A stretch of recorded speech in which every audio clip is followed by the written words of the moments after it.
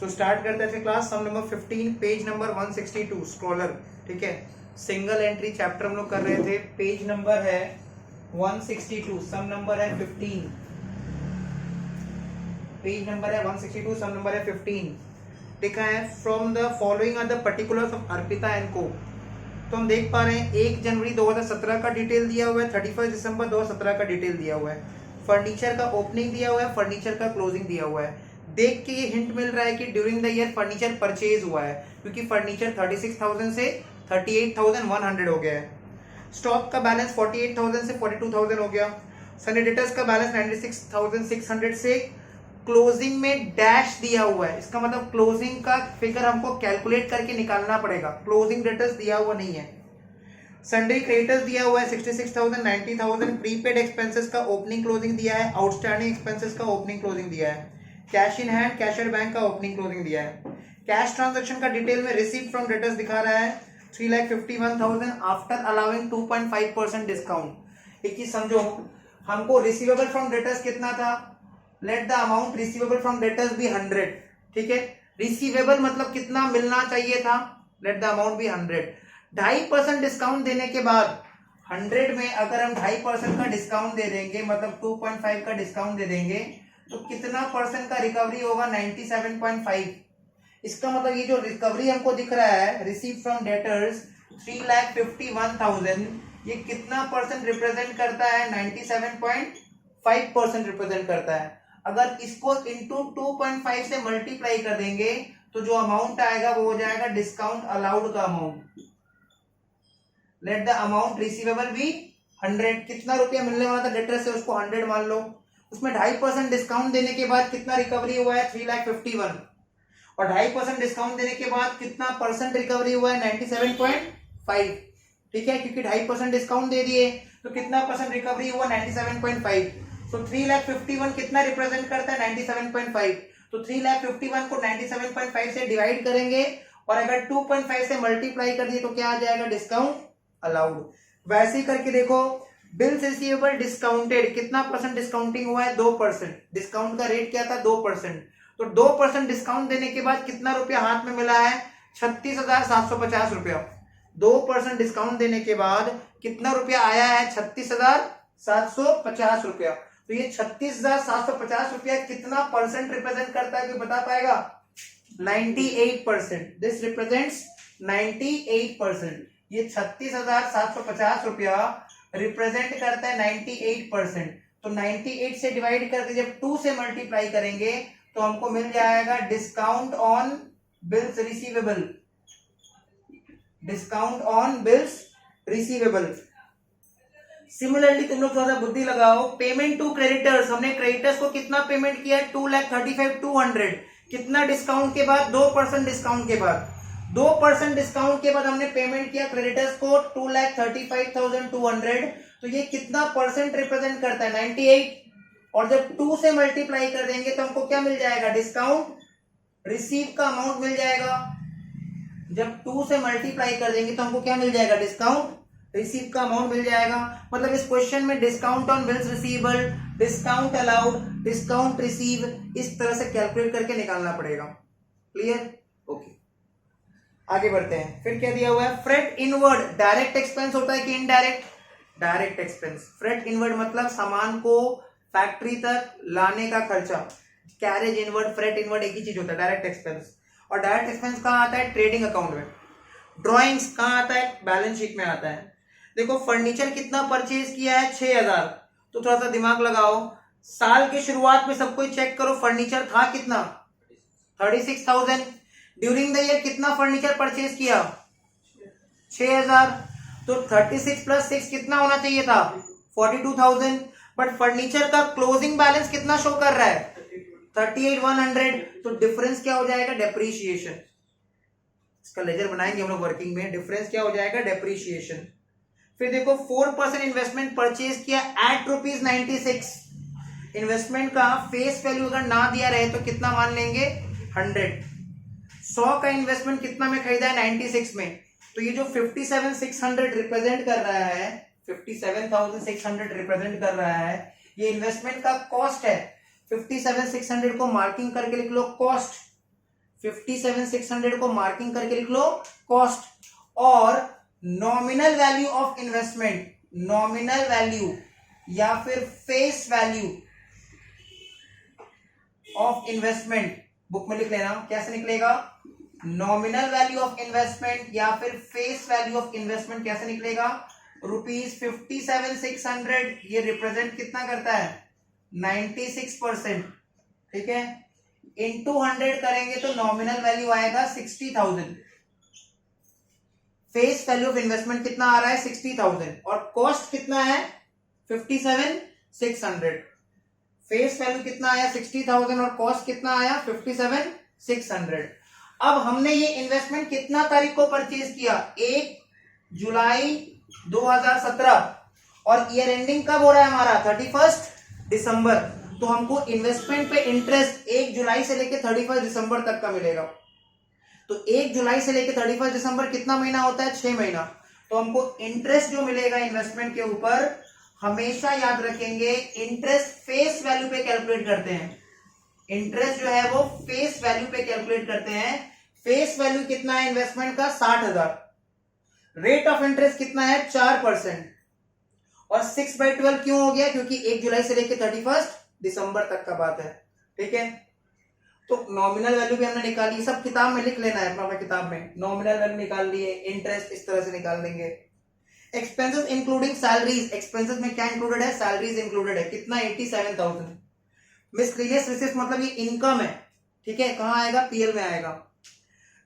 फिर लिखा हुआ है during the year bills receivable was ₹60,000। During the year कितने का बिल रिसीवेबल हुआ था? 60,000। तो बिल रिसीवेबल का एंट्री क्या होता है? जब हम लोग बिल्स रिसीव करते हैं, जर्नल एंट्री क्या होता है? Bills receivable account debit to debtors. उसमें से लिखा है 12,000 of which are endorsed in favour of creditor. 60,000 में से 12,000 का बिल हमने एंडोर्स कर दिया क्रेडिटर को दे दिया। तो बिल्स रिसीवेबल जब आया था तो एसेट इंक्रीज हुआ था, बिल्स रिसीवेबल डेबिट। उसी में से 12,000 का बिल हमने क्रेडिटर को दे दिया तो एसेट चला गया, तो एसेट को क्रेडिट कर देंगे। अगर हमने क्रेडिटर को बिल रिसीवेबल दे दिया तो क्रेडिटर को हमने पेमेंट कर दिया। अगर हमने क्रेडिटर को पेमेंट कर दिया तो हमारा लायबिलिटी कम हो गया। लायबिलिटी का क्रेडिट बैलेंस, लायबिलिटी कम हो जाएगा तो लायबिलिटी को जर्नल में डेबिट कर देंगे। तो बिल रिसीवेबल एंडोर्स का एंट्री लिख लो अपना किताब में, creditors to bills receivable, creditors to bills receivable of the latter. देखो ऊपर में 2 अमाउंट दिख रहा है, एक है 60,000, उसको बोलेंगे फॉर्मर क्योंकि वो पहले दिया है, और फिर दिया है 12,000, उसको बोलेंगे लैटर। तो जो पहले दिखता है उसको बोलते हैं फॉर्मर, और जो बाद में दिखता है उसको बोलते हैं लैटर। ठीक है, लैटर या लेटर जो भी बोलो। ठीक है, तो 12,000 में से 2400 का बिल डिसऑनर्ड हो गया। मतलब ये जो 2400 बिल डिसऑनर्ड हुआ है ना, ये नॉर्मल बिल डिसऑनर्ड नहीं हुआ है, एंडोर्स बीआर डिसऑनर्ड हुआ है। और अपना अपना किताब में लिख लो एंडोर्स बीआर डिसऑनर्ड का एंट्री, एंडोर्स बीआर डिसऑनर्ड का एंट्री लिख लो, debtor account debit to creditor account. Endorse BR dishonoured का एंट्री लिख लो, debtors account debit to creditor account. जब एंडोर्स बीआर डिसऑनर्ड होता है तो जर्नल एंट्री हो जाता है debtors account debit to creditors account. तो ये जो 2400 रुपया है इसका जर्नल क्या होगा? Debtors account debit to creditors account. फिर लिखा है goods costing 5,400 were used as advertising materials. Goods का एडजस्टमेंट किससे होता है? परचेज। गुड्स का एडजस्टमेंट किससे होता है? परचेज। तो इसको हम लोग को याद रखना पड़ेगा कि परचेज से इसको लेस करना है। और गुड्स को मैं एडवर्टीजमेंट के नाम पे बांट दिया, मतलब वो काइंड ऑफ इनडायरेक्ट एक्सपेंस है, पीएल में आएगा। Goods are invariably sold to show a profit 50% on cost. Goods कितना में बेचते हैं? At a profit 50% on cost. Question साफ साफ बोल दिया है डिफरेंस इन कैश बुक। अगर कैश बुक बना के कोई डिफरेंस आए तो उसको ड्रॉइंग से या फिर फर्दर कैपिटल ट्रीट करना है। प्रोविजन कितना क्रिएट करना है? 2.5% on the debtors for doubtful debts. Trading PL बनाना है और बैलेंस शीट बनाना है। ठीक है, हम लोग को क्वेश्चन में क्या क्या बनाना है? ट्रेडिंग पीएल बनाना है और बैलेंस शीट बनाना है। क्लियर? तो ये हमारा क्वेश्चन है।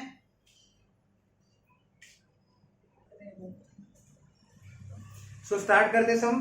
ठीक है, सबसे पहले हम लोग को देखना पड़ेगा कि इसमें हम लोग को क्या क्या डिटेल दिया हुआ है, क्या ट्रेडिंग अकाउंट बनाना पॉसिबल है। हम लोग को ओपनिंग स्टॉक दिख रहा है, क्लोजिंग स्टॉक दिख रहा है, बट हम लोग को जो नहीं दिख रहा है वो है सेल्स और परचेज। जब तक सेल्स परचेज ना निकले ट्रेडिंग अकाउंट नहीं बन सकता। तो हमारा फर्स्ट टारगेट रहेगा कि हम लोग कैसे करके सेल्स निकालें और परचेज निकालें। तो हम लोग क्या करेंगे? पूरा 1 पेज ट्रेडिंग पीएल और नेक्स्ट पेज का 1/4 बैलेंस शीट के लिए स्पेस छोड़ देंगे। 1.5 पेज का स्पेस छोड़ के स्टार्ट करते हैं वर्किंग नोट 1.5 पेज का स्पेस छोड़ देते हैं, स्टार्ट करते हैं वर्किंग नोट 1। तो वर्किंग नोट 1 में हम लोग डेटर्स अकाउंट से क्या स्टार्ट कर सकते हैं? नहीं, हम डेटर्स अकाउंट से स्टार्ट नहीं कर सकते हैं। क्यों स्टार्ट नहीं कर सकते हैं? क्योंकि डेटर्स अकाउंट का क्लोजिंग बैलेंस गिवन नहीं है। डेटर्स अकाउंट का क्लोजिंग बैलेंस नहीं दिया हुआ है। जब तक क्लोजिंग डेटर्स ना दिया रहे डेटर्स अकाउंट से हम लोग सेल नहीं निकाल सकते। मतलब इस सम्स में नया चीज सीखने को मिलेगा कि डेटर अकाउंट से सेल्स नहीं निकलेगा। क्यों नहीं निकल सकता है? क्योंकि डेटर का क्लोजिंग बैलेंस नहीं दिया हुआ है। डेटर का क्लोजिंग बैलेंस नहीं दिया हुआ है, इसलिए डेटर अकाउंट से सेल्स नहीं निकल सकता। तो हम लोग क्या करेंगे कुछ उस केस में हम लोग दूसरा मेथड से सेल्स निकालेंगे। हेडिंग दे देते हैं वर्किंग नोट 1। डेटर अकाउंट से हम लोग सेल्स नहीं निकाल सकते क्योंकि डेटर अकाउंट का क्लोजिंग बैलेंस नहीं दिया हुआ है। ठीक है, डेटर अकाउंट से हम लोग सेल्स नहीं निकाल सकते हैं। क्लियर? ओके, सो हेडिंग दे देते हैं वर्किंग नोट 1। तो हम लोग कैसे सेल्स निकालेंगे? हम लोग को जाना पड़ेगा COGS का रूट से। COGS का फॉर्मूला क्या होता है? ओपनिंग स्टॉक, जो कि हम लोग को दिख रहा है। सब कुछ चेक करो, क्वेश्चन में ओपनिंग स्टॉक दिख रहा है 48,000। परचेजेस दिख रहा है क्या? नहीं दिख रहा है। परचेजेस निकालना पड़ेगा। कौन सा अकाउंट बना के परचेजेस निकाल सकते हैं? Creditor account. तो सबसे पहला काम करेंगे, क्रेडिटर अकाउंट बनाएंगे और परचेज निकालेंगे। हेडिंग दे दो क्रेडिटर्स अकाउंट, जो कि एक लायबिलिटी अकाउंट है। वर्किंग नोट में हम लोग को क्रेडिटर्स अकाउंट बनाना पड़ेगा और परचेज निकालना पड़ेगा। ठीक है, so date, particulars, amount, date, particulars, amount, date, particulars, amount, date, particulars, amount. ठीक है, तो चेक करो क्रेडिटर्स,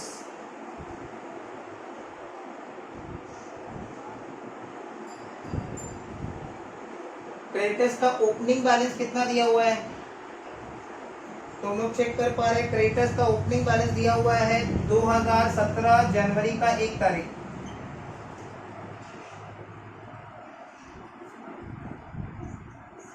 बाई बैलेंस BD कितना है? 66,000। बाई बैलेंस BD 66,000 और क्लोजिंग बैलेंस लिख देंगे 2017 दिसंबर 31। टू बैलेंस CD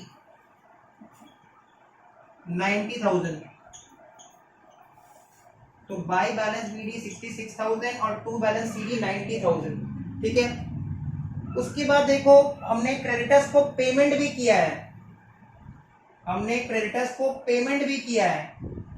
और पेमेंट कैसे किया होगा? यहाँ पे cash in hand, cash at bank एक साथ दिया है। तो क्रेडिटर्स को जो हमने पेमेंट किया उसका जर्नल क्या बनेगा? Creditors account debit to cash. तो क्रेडिटर्स अकाउंट में हमें लिख दिया टू कैश और कितना अमाउंट? 2,35,200। क्रेडिटर अकाउंट में हमने लिख दिया टू कैश और अमाउंट कितना? 2,35,200। क्रेडिटर ने हमको डिस्काउंट भी दिया है। क्रेडिटर ने हम लोगों को डिस्काउंट भी दिया है। ठीक है, तो हम लोग लिख देंगे टू डिस्काउंट रिसीव्ड।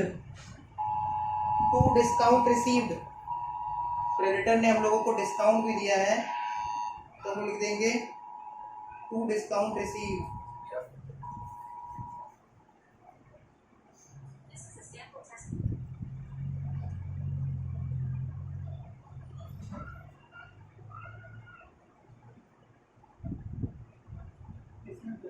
ठीक है, to discount receive.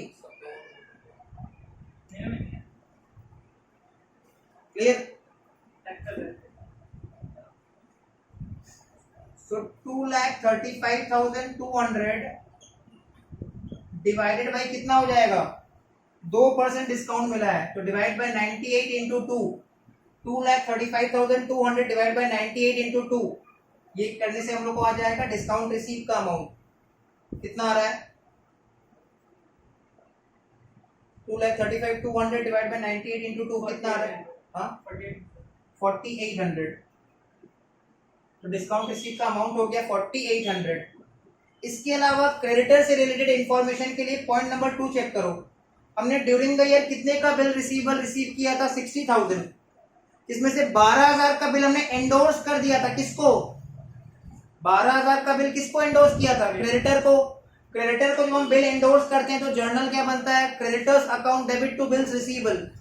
Creditors account debit to bills receivable, तो क्रेडिटर्स अकाउंट का डेबिट में आ जाएगा टू बिल्स रिसीवेबल।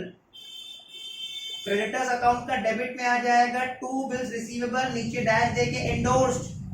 कितने का बिल एंडोर्स किया हमने? क्रेडिटर को 12,000। हमने क्रेडिटर को कितने का बिल एंडोर्स किया? 12,000। इस 12,000 में से कितने का बिल डिसऑनर्ड हो गया? इस 12,000 में से कितने का बिल डिसऑनर्ड हो गया? 2400। तो 2400 का जो एंडोर्स बीआर डिसऑनर्ड हो गया, जर्नल क्या होगा? Debtors account debit to creditor. Endorse BR dishonoured का जर्नल क्या होता है? Debtors to creditor. तो क्रेडिटर अकाउंट में लिख देंगे हम लोग बाय डेटर्स, बाय डेटर्स, नीचे डैश देके लिख देंगे endorsed BR dishonoured, endorsed BR dishonoured. कितना? 2400। बस क्रेडिटर से रिलेटेड और कोई इंफॉर्मेशन नहीं है। क्रेडिटर से रिलेटेड और इंफॉर्मेशन नहीं है तो इस लेजर को बैलेंसिंग कर दो फटाफट। इस लेजर को बैलेंसिंग कर दो। इस लेजर को बैलेंसिंग करके क्या आएगा? Credit purchase.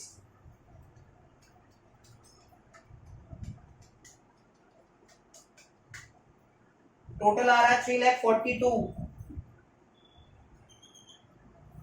माइनस 66,000 माइनस 2,400 और क्रेडिट परचेज का फिगर आ रहा है 2,73,600। ठीक है, बैलेंसिंग फिगर आ रहा है क्रेडिट परचेज का 2,73,600।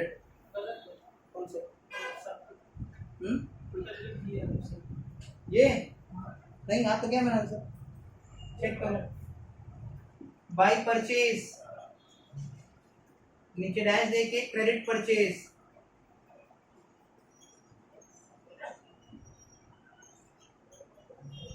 Balancing figure 2,73,600। ठीक है,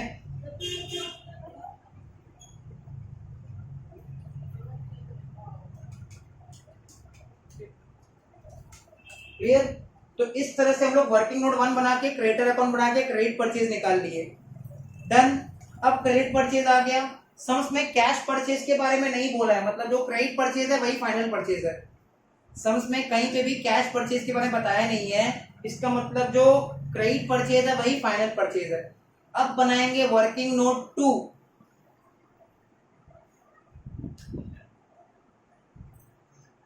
ध्यान से देखो, क्वेश्चन में एक फ्रेट इनवर्ड दिख रहा है, फ्रेट इनवर्ड, उसको मार्किंग करके लिखो direct expense.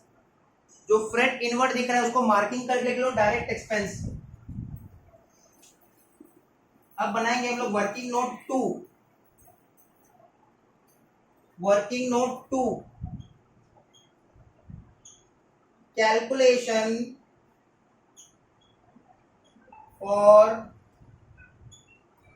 Cost of goods sold and sales, calculation for cost of goods sold and sales. ठीक है, सबसे पहले हम निकालेंगे cost of goods sold. Cost of goods sold का फॉर्मूला है, क्या बोलता है फॉर्मूला? ओपनिंग स्टॉक लेना है हम लोग को, ओपनिंग स्टॉक। ठीक है, cost of goods sold is equal to opening stock plus purchases. Purchases कैसा परचेज लेना है? नेट परचेज, मतलब परचेज से सारा एडजस्टमेंट करने के बाद, plus direct expenses, plus direct expenses, और माइनस कर देंगे हम लोग क्लोजिंग स्टॉक।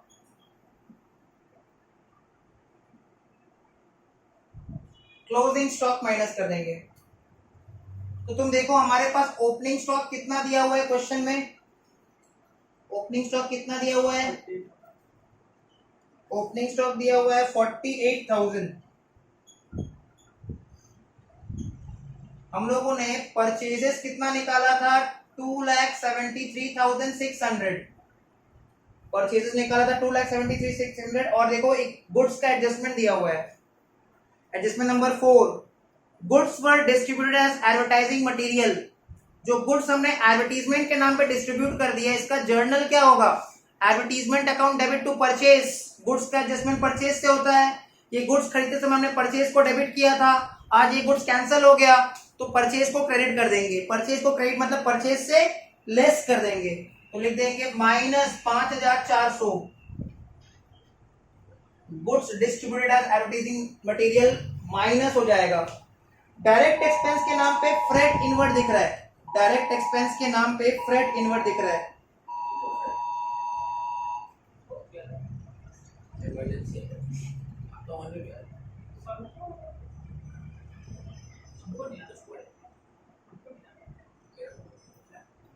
ठीक है, सो होता रहता है बीच में, ध्यान दो भी।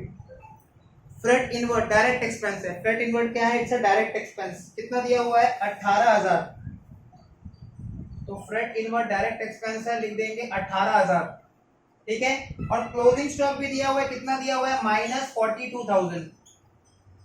तो फटाफट सीओजीएस निकाल लो, फटाफट सीओजीएस निकाल लेते हैं।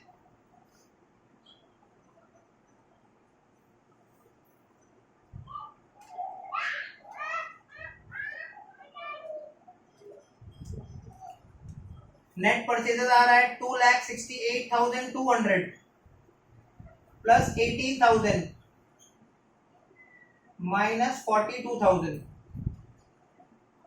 So 48,000 plus 2,68,200 plus 18,000 माइनस 42,000, तो ये आ जा रहा है ₹2,92,200। ये हमारा आ गया cost of goods sold COGS. ठीक है, 2,92,200 ये आ गया cost of goods sold COGS. तो इस तरह से हम लोगों ने सीओजीएस निकाल लिया। ठीक है, सीओजीएस निकालने के बाद अब क्या करेगा, निकालेंगे हम लोग सेल्स। सीओजीएस निकालने के बाद हम लोग क्या निकालेंगे, सेल्स। सीओजीएस निकालने के बाद परचेज कैसे निकालें, नेट परचेज। ये परचेज का अमाउंट है, इसे goods distributed as advertising material minus कर दिया हम लोगों ने।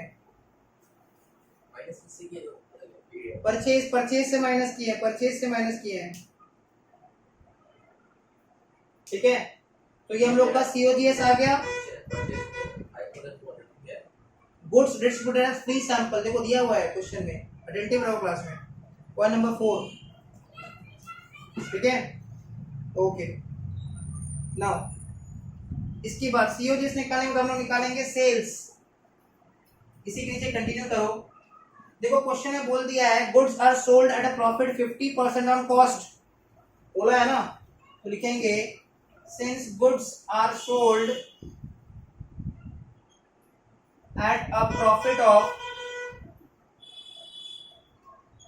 50% on cost। ठीक है, since goods are sold at a profit of 50% on cost, therefore gross profit is equal to 50% of COGS। और COGS आया था हम लोग का 2,92,200। सो 2,92,200 का 50% 1,46,100। ये आ गया हम लोग का ग्रॉस प्रॉफिट। ये हमने कैलकुलेट करके निकाल लिया ग्रॉस प्रॉफिट। ठीक है, ये हम लोगों ने कैलकुलेट करके निकाल लिया ग्रॉस प्रॉफिट। नाउ सीओजीएस और ग्रॉस प्रॉफिट को ऐड कर देंगे तो क्या आ जाएगा, सेल्स। सीओजीएस और ग्रॉस प्रॉफिट को जब हम लोग ऐड कर देंगे तो क्या मिल जाएगा, सेल्स मिल जाएगा। तो मिटा देते हैं इसको। सीओजीएस और ग्रॉस प्रॉफिट को जब हम लोग ऐड कर देंगे तो क्या मिल जाएगा, सेल्स मिल जाएगा। बचपन में तुमने क्लास 12 में रेशियो चैप्टर में फॉर्मूला पढ़ा होगा, sales is equal to COGS plus gross profit. तो सेल्स निकालने का तरीका क्या है, इस सम में थोड़ा अलग है। ठीक है, तो COGS plus gross profit add कर देंगे तो सेल्स आ जाएगा। तो लिख दो sales, sales is equal to cost of goods sold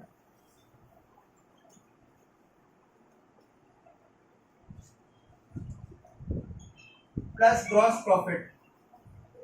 तो कॉस्ट ऑफ गुड्स सोल्ड कितना, 2,92,200। ग्रॉस प्रॉफिट कितना, 1,46,100। दोनों को ऐड कर दो,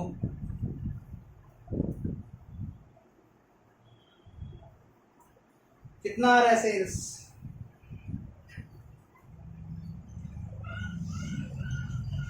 ऐड कर निकालो फटाफट।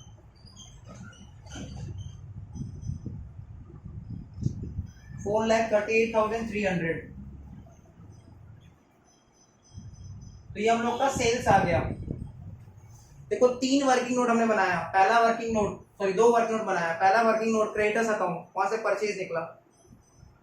दूसरा वर्किंग नोट पहले सीओजीएस निकाले, सीओजीएस से ग्रॉस प्रॉफिट निकाले, सीओजीएस ग्रॉस प्रॉफिट ऐड किए तो सेल्स आया, ठीक है। और नीचे नोट देख लिख दो, नोट देने दरकार नहीं है, ठीक है, या नोट दे देते हैं। Note it is assumed that all sales are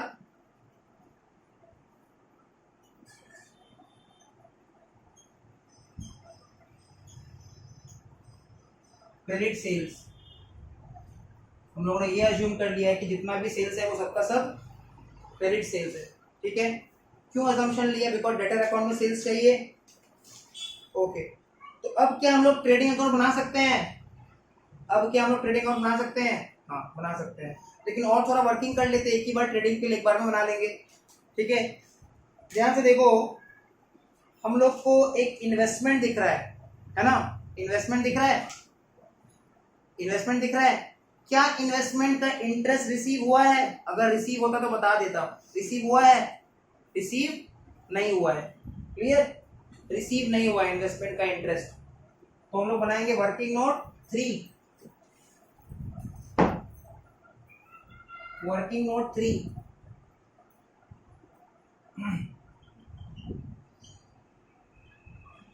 calculation for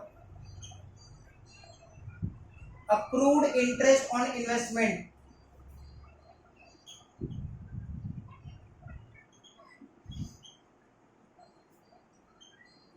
calculation for accrued interest on investment। यहाँ पे देखो कॉस्ट ऑफ इन्वेस्टमेंट कितना है, कॉस्ट ऑफ इन्वेस्टमेंट है 57,600।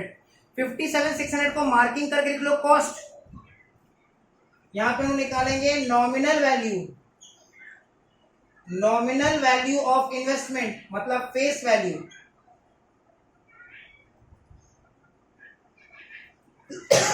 इन्वेस्टमेंट का कॉस्ट कितना है 57,600 और 100 रुपया का इन्वेस्टमेंट कितना में खरीदा गया था 96। कैसे पता 100 रुपया का इन्वेस्टमेंट है, कुछ नहीं बोला तो इन्वेस्टमेंट का फेस वैल्यू 100 होता है। 100 का इन्वेस्टमेंट में 96 में खरीदा, ठीक है।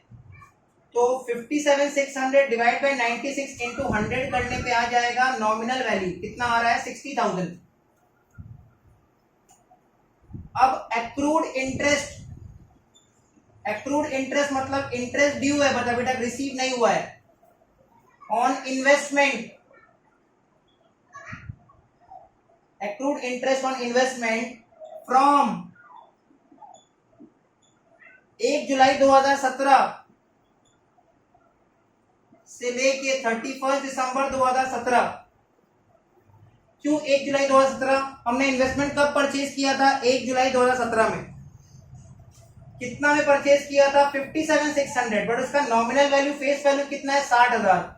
हमेशा याद रखना इंटरेस्ट नॉमिनल वैल्यू पे कैलकुलेट होता है, फेस वैल्यू पे कैलकुलेट होता है। Interest is calculated on nominal value face value. तो 60,000 का 4% करेंगे तो आएगा 2400, 6/12 कर देंगे तो आएगा 1200 रुपया। तो अक्रूड इंटरेस्ट ऑन इन्वेस्टमेंट हमने कैलकुलेट कर लिया 1200 रुपया। ये जो अक्रूड इंटरेस्ट ऑन इन्वेस्टमेंट है इसको इनकम बोल के पीएल में दिखाएंगे और क्योंकि ये अक्रूड इंटरेस्ट है ये बैलेंस शीट का एसेट साइड में भी आएगा। क्लियर, बैलेंस शीट का एसेट साइड में भी आएगा। नेक्स्ट वर्किंग बना लेंगे हम लोग वर्किंग नोट 4। पहले सारा वर्किंग बना लेते हैं। उसके बाद इसको ट्रेडिंग पीएल में पुट कर देंगे। वर्किंग नोट 4, ध्यान से देखो, क्वेश्चन में एक्सपेंसेस दिख रहा है और क्वेश्चन में हम लोग को आउटस्टैंडिंग एक्सपेंसेस भी दिख रहा है, प्रीपेड एक्सपेंसेस भी दिख रहा है। एक बात समझ लो, एडजस्टमेंट एंट्रीज आउटस्टैंडिंग और प्रीपेड ओपनिंग डेट पे रिवर्स ट्रीटमेंट होता है, ये बात लिख लेना। Adjustment entries eight the beginning of the year उसका रिवर्स ट्रीटमेंट होता है। आउटस्टैंडिंग एक्सपेंस जनरली क्या होता है, ऐड, बट ओपनिंग डेट पे अगर आउटस्टैंडिंग रहेगा तो वो क्या हो जाएगा, लेस। प्रीपेड एक्सपेंस जनरली क्या होता है, लेस, बट ओपनिंग डेट पे अगर प्रीपेड रहेगा तो वो हो जाएगा ऐड। ऐसा क्यों होता है, रीजन बताएंगे, पहले ये बात तुम समझ जाओ और कहीं पे नोट डाउन कर लो, ठीक है। Adjustment entries are made reverse effect, are given reverse effect at the beginning of the year. साल के शुरुआत में एडजस्टमेंट एंट्रीज का रिवर्स इफेक्ट होता है, ठीक है। दोनों ही बनाएंगे। Working note 4, calculation for expenses incurred, calculation for expenses incurred,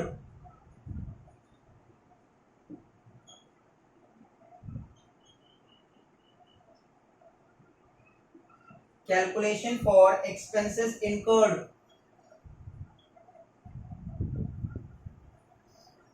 एक बात बताओ, हम लोग पीएल में क्या लेते हैं, एक्सपेंसेस पेड कि अनपेड एक्सपेंसेस? हम लोग पीएल में क्या शो करेंगे, जितना एक्सपेंस हमने पे किया वो शो करेंगे कि जो एक्सपेंस बाकी है वो शो करेंगे? दोनों शो करेंगे। एक्सपेंसेस इनकर्ड शो करते हैं, जितना एक्सपेंसेस पेड है प्लस जो अनपेड है दोनों को ऐड करके जो करंट ईयर का एक्सपेंस इनकर्ड है वो पीएल में आता है। हम लोग पीएल में एक्सपेंसेस इनकर्ड लेते हैं, एक्सपेंसेस पेड नहीं लेते हैं, अनपेड उसमें ऐड हो जाता है। सो एक्सपेंसेस इनकर्ड एक ब्रॉडर टर्म है, तो इसके लिए पर्टिकुलर्स और एक अमाउंट का कॉलम बना लो।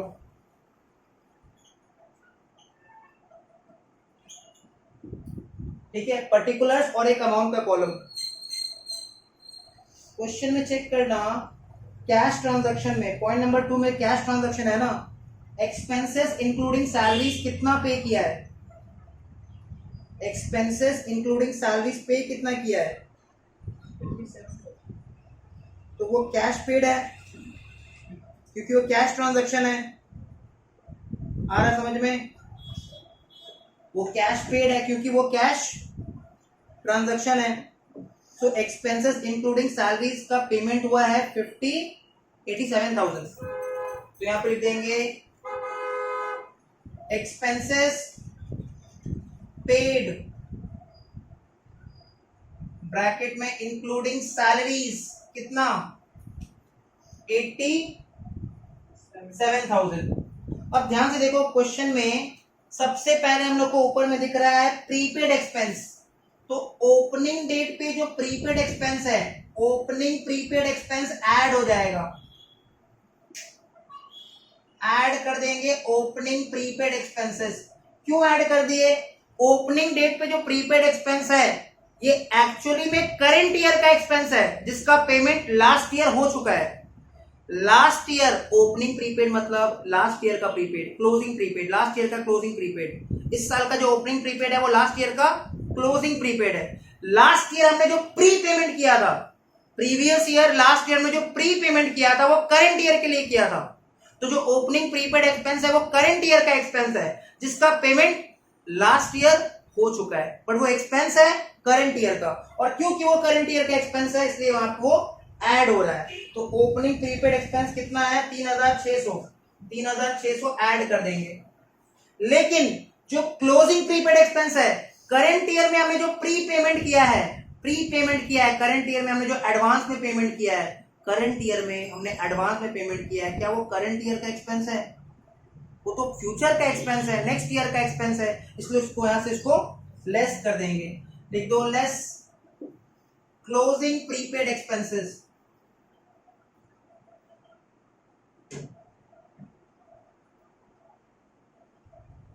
Closing prepaid expenses. सो क्लोजिंग प्रीपेड एक्सपेंसेस कितना है, 4,200। सिमिलरली देखो, जो ओपनिंग आउटस्टैंडिंग एक्सपेंस है, लास्ट ईयर का जो आउटस्टैंडिंग एक्सपेंस है उसका पेमेंट करंट ईयर में हुआ होगा।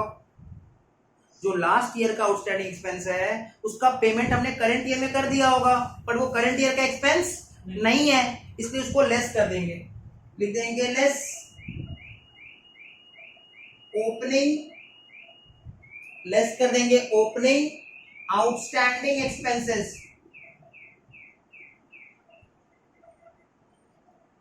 ओपनिंग आउटस्टैंडिंग एक्सपेंसेस कितना है 12,000।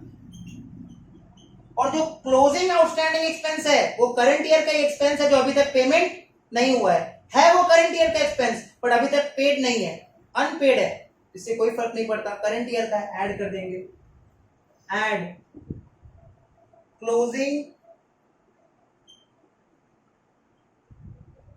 आउटस्टैंडिंग एक्सपेंसेस 10,800,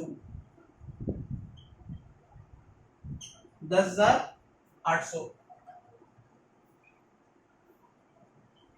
ठीक है। ये निकल जाएगा हम लोग का एक्सपेंसेस इनकर्ड, और हम लोग पीएल में क्या शो करते हैं एक्सपेंसेस इनकर्ड। कितना आ रहा है ये फिगर,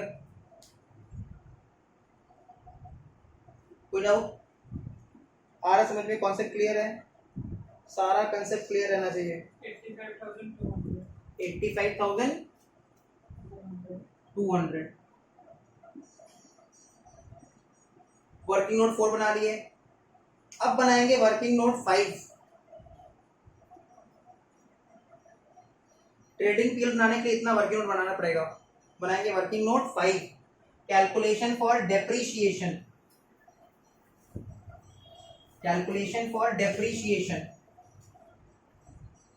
किसके ऊपर depreciation, depreciation on furniture, working note 5,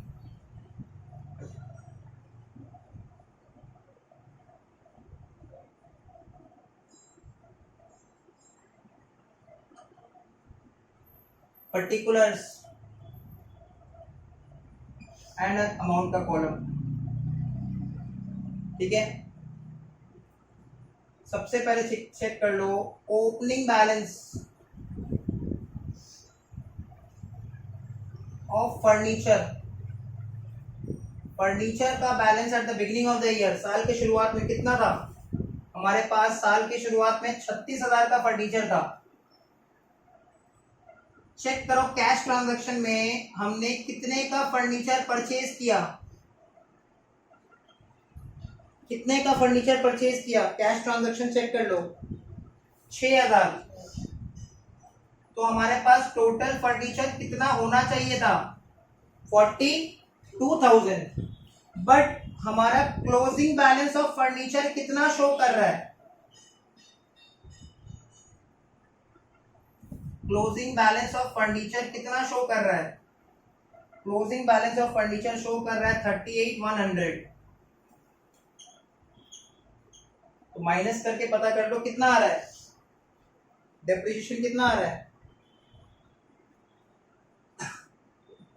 निकालो 3,900, ठीक है। ये हो जाएगा depreciation on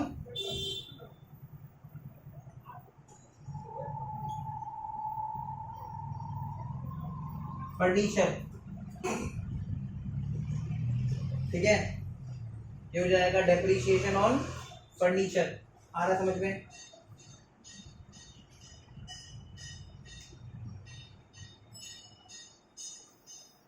clear,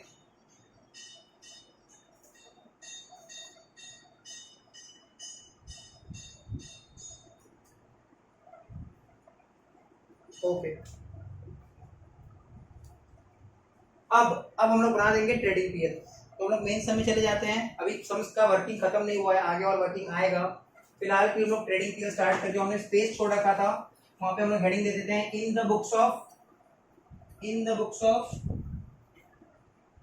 Arpita and को।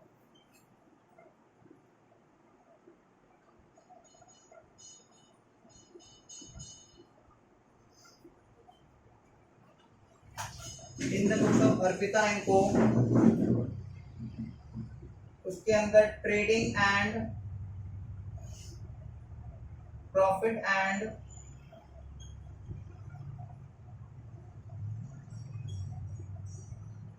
Loss account,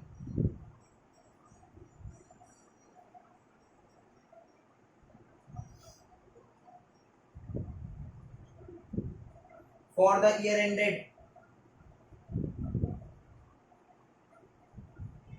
31 December 2017।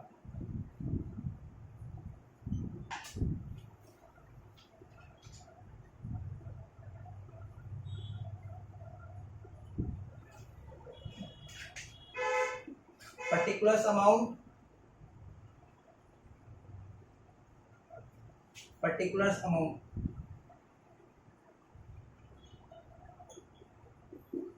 देखो सबसे पहले चेक कर लो क्या आ जाएगा ट्रेडिंग में, ओपनिंग स्टॉक। तो ट्रेडिंग में पुट कर देंगे टू ओपनिंग स्टॉक, कितना है 48,000। ट्रेडिंग में पुट कर देंगे टू ओपनिंग स्टॉक 48,000। उसके बाद ट्रेडिंग में आ जाएगा to purchases, amount inner column में 2,73,600, 2,73,600। इससे लेस कर देंगे हम लोग goods distributed as advertising materials, goods distributed as advertising materials कितना था 5,400। सो 2,73,600 माइनस 5,400 कितना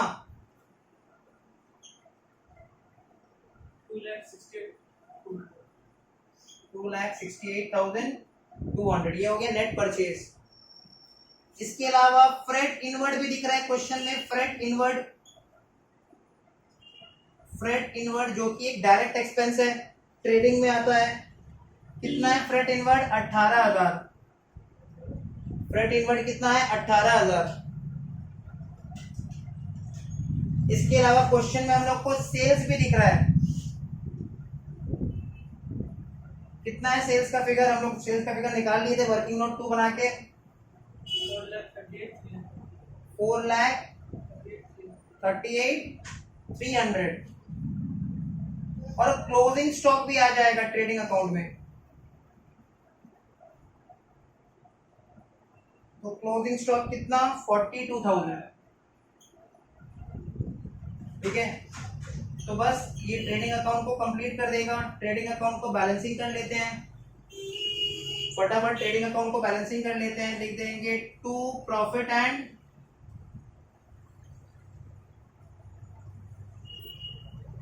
लॉस अकाउंट, उसके नीचे डैश देख लिख देंगे ग्रॉस प्रॉफिट ट्रांसफर्ड, उसके नीचे डैश देख लिख देंगे ग्रॉस प्रॉफिट ट्रांसफर्ड। तो ग्रॉस प्रॉफिट कितना आ जा रहा है यहाँ पे लिख देंगे to profit and loss account, नीचे डैश देके gross profit transferred balancing figure. ये तो हम लोग ऑलरेडी निकाल चुके थे, वही फिगर आएगा। देखो 1,46,100 आ रहा होगा, आ रहा है ना।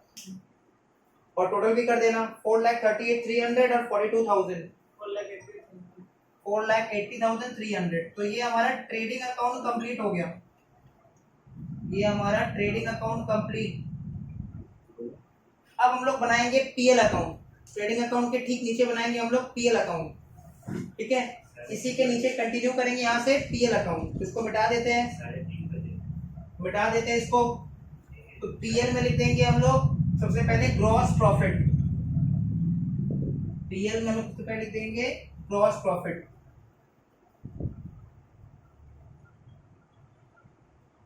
ये ट्रेडिंग अकाउंट का टोटल है, इसी के नीचे लिखना है।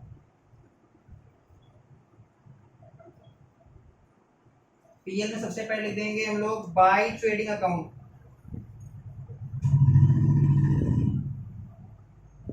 नीचे डैश देख लिख देंगे gross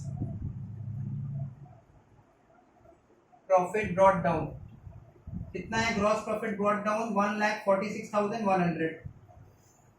gross profit brought down हो जाएगा 1,46,100। इसके अलावा क्वेश्चन में देखो डेटर्स से हम लोग को कितना रिसीव हुआ है 3,51,000, कितना परसेंट डिस्काउंट देने के बाद 2.5%। तो यहाँ पे हम लोग डिस्काउंट अलाउड दिखा देंगे जो कि इनडायरेक्ट लॉस है, पीएल में आता है। टू डिस्काउंट अलाउड, और कैसे है उसका थोड़ा कैलकुलेशन भी दिखा देंगे। 3,51,000 इंटू 2.5 बाई 97.5, तो ये कितना आ जा रहा है फटाफट निकाल लो। 9,000 आ रहा है क्या? 3,51,000 डिवाइड बाई 97.5 इंटू 2.5 कितना आ रहा है? 9,000। चेक कर लो, चलाओ कैलकुलेटर। 9,000, ठीक है। उसके बाद देखो एक बिल्स रिसीवेबल डिस्काउंटेड भी है, तो यहाँ पे आ जाएगा to discount on bills receivable, to discount on bills receivable. Same तरीके से इसका भी अमाउंट निकाल लेंगे। कितना बिल्स रिसीवेबल से मिला है? 36,750, 36,750, और कितना डिस्काउंट है? 2% डिस्काउंट है, मतलब कितना परसेंट रिसीव हुआ? 98। तो 36,750 इंटू 2/98 कितना आ रहा है? 36,750 इंटू 2/98 750। तो ये हो गया to discount on bills receivable. उसके बाद देखो हमने क्रेडिटर्स को पेमेंट किया था, क्रेडिटर्स लोगों ने मुझे डिस्काउंट दिया है, तो ये हो जाएगा बाय डिस्काउंट रिसीव। हमने क्रेडिटर्स को पेमेंट किया था, क्रेडिटर्स ने भी हमें डिस्काउंट दिया है। कितना डिस्काउंट दिया है? 2%। तो 2,35,200, 2% डिस्काउंट के बाद ये 98 के बराबर है, इंटू 2 करने पे आ रहा है 4,800। ये हो जाएगा amount of discount receive. Clear? Freight inward आ चुका है ट्रेडिंग में, नहीं आएगा। ड्राइंग्स पीएल में आता नहीं है। फर्नीचर परचेज आएगा नहीं। इन्वेस्टमेंट का अक्रूड इंटरेस्ट याद है, देखो इंटरेस्ट का पैसा रिसीव हो चाहे ना हो वो तो इनकम है, और अगर वो इनकम इसको पीएल का क्रेडिट में दिखाना है तो पीएल का क्रेडिट में दिखा दो bye interest on investment, bye interest on investment. कौन सा वर्किंग नोट बना के आया था? ब्रैकेट में देना वर्किंग नोट 3। कितना अमाउंट था? 1200। Bye interest on investment 1200, 1200। Bye interest on investment 1200, 1200। इसके अलावा हम लोगों ने एक्सपेंसेस का भी वर्किंग नोट बनाया था, वर्किंग नोट 4 बना दिया था एक्सपेंसेस के लिए, और एक्सपेंसेस इनकर्ड निकाला था। कितना आया था? 85,200। एक्सपेंसेस इनकर्ड का हम लोगों ने वर्किंग नोट बनाया था और वो आया था फिगर 85,200। मिसलेनियस रिसिप्ट छोटा मोटा इनकम होता है, पेपर पर बेच के पैसा आया, ठीक है, तो ये सब कहां दिखाएंगे? पीएल का क्रेडिट साइड में, बाय मिसलेनियस रिसिप्ट्स।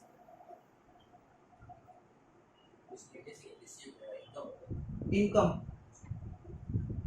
छोटा मोटा इनकम, तो बाय मिसलेनियस रिसिप्ट्स कितना है? 3,000। इसके अलावा हम लोगों ने वर्किंग नोट बना के डेप्रिसिएशन निकाला था, याद है? वर्किंग नोट 5 में तो लिख देंगे to depreciation on furniture,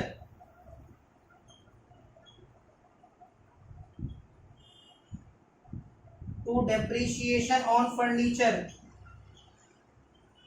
working note 5 में निकाले थे, कितना आया था? 3,900। तो ये सारा आइटम पीएल में आएगा।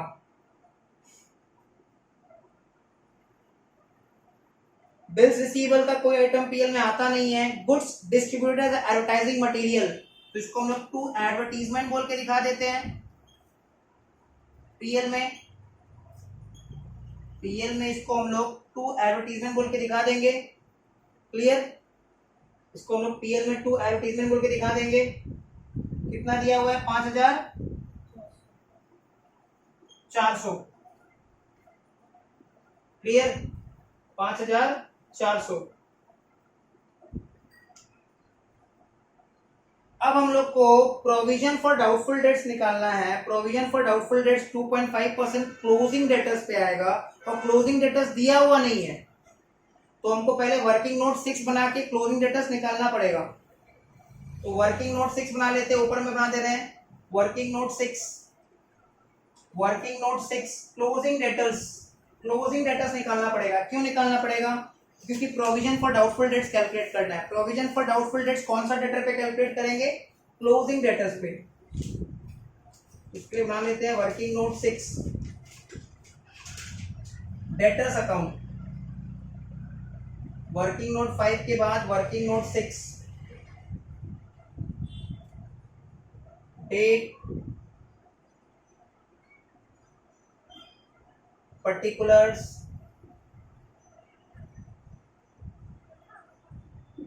Amount, date, particulars, amount. सबसे पहले हम लोग 2017 जनवरी का 1 तारीख ओपनिंग डेटर्स को पुट कर देते हैं। सबसे पहले चेक करो ओपनिंग डेटर्स कितना है क्वेश्चन में। तो क्वेश्चन में ओपनिंग डेटर्स है 96,600। इसके अलावा जो भी सेल्स आया था, याद है, इसको हमने क्रेडिट सेल्स कंसीडर कर लिया था,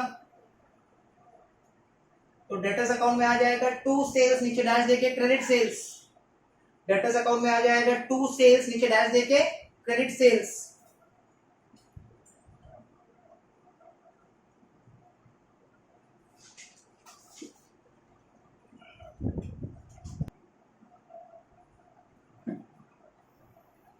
तो डेटर्स अकाउंट में आ गया टू सेल्स, नीचे डैश देके क्रेडिट सेल्स। कितना आया था ये फिगर याद है? कितना था सेल्स का फिगर? 4,38,300। उसके बाद देखो रिसीव फ्रॉम डेटर्स कितना है? कैश रिसीव फ्रॉम डेटर्स कितना है? रिसीव फ्रॉम डेटर्स है क्वेश्चन में 3,51,000। जर्नल एंट्री होता है कैश टू डेटर्स, तो डेटर्स में by cash, cash to debtors, debtors में बाई कैश। उसके बाद देखो डिस्काउंट अलाउड भी आया था। डिस्काउंट अलाउड का जर्नल होता है discount allowed account debit to debtors, तो डेटर्स में आ जाएगा बाई डिस्काउंट अलाउड कितना था? 9,000। डेटर्स में आ जाएगा बाई डिस्काउंट अलाउड कितना? 9,000। इसके अलावा डेटर अकाउंट में देखो पॉइंट नंबर 3 पढ़ लो, question number point number 3। During the year bill receivable was receive कितना? 60,000। तो 60,000 का हमने बिल रिसीव किया था। जर्नल एंट्री क्या होता है? बिल्स रिसीवेबल टू डेटर्स, तो डेटर्स में आ जाएगा by bills receivable. By bills receivable कितना? 60,000। इस 60,000 का बिल में से 12,000 का बिल हमने क्रेडिटर को एंडोर्स कर दिया था, जिसका एंट्री होता है क्रेडिटर्स टू बिल्स रिसीवेबल, वो नहीं आएगा इसमें। पर उस 12,000 में से 2,400 का बिल डिसऑनर्ड हो गया था, एंडोर्स बी आर डिसऑनर्ड, जिसका जर्नल होता है डेटर्स टू क्रेडिटर, तो डेटर अकाउंट में लिख देंगे to creditor, to creditors.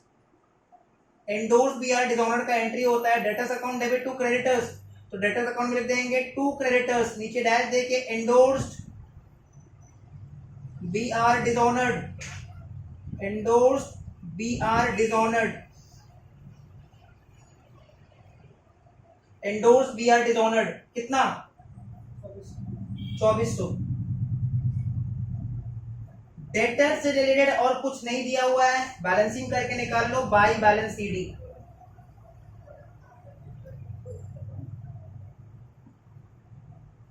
Balancing figure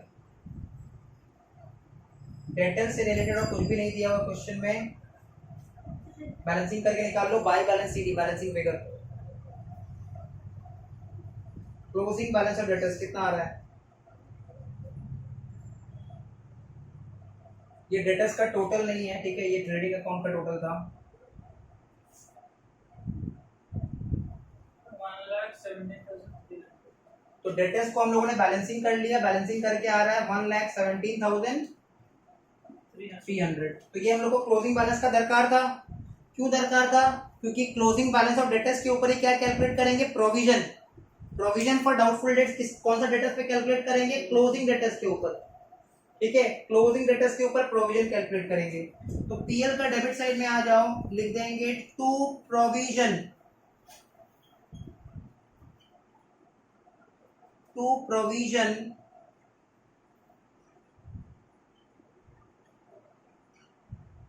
for doubtful debts at the rate कितना परसेंट? क्वेश्चन बता दिया होगा, 2.5%। तो ये जो 2.5% प्रोविजन है, क्लोजिंग डेटर्स 1,17,300 के ऊपर कैलकुलेट करेंगे। 1,17,300 का 2.5% कितना आ रहा है?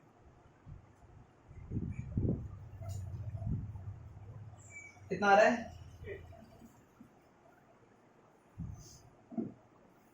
1,17,300 इंटू 2.5% कम्स टू 29,325, मतलब 2933 कर देते हैं। क्लियर? बस और कुछ है नहीं, बैलेंसिंग करके निकाल लेंगे नेट प्रॉफिट।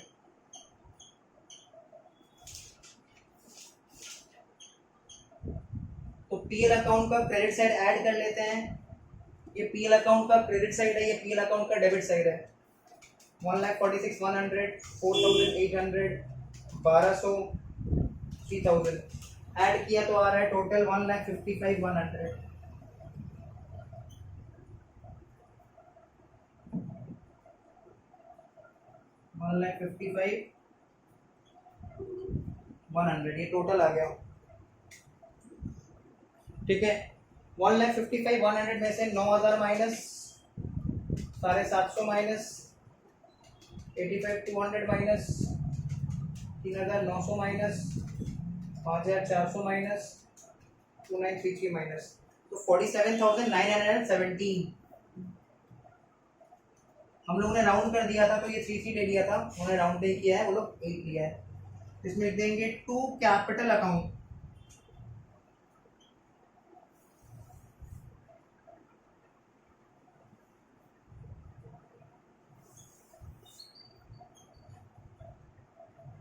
अब यहाँ पे पीएल तक कंप्लीट हो गया हम लोग का। एक बड़ा सम्स है, इसको हम लोग नेक्स्ट वीडियो में आगे कंटिन्यू करेंगे। ठीक है, बैलेंस शीट वाला पोर्शन नेक्स्ट वीडियो में कंटिन्यू करेंगे। नेक्स्ट वीडियो जो भी अपलोड होगा वहाँ पे चेक कर लेना। Thank you.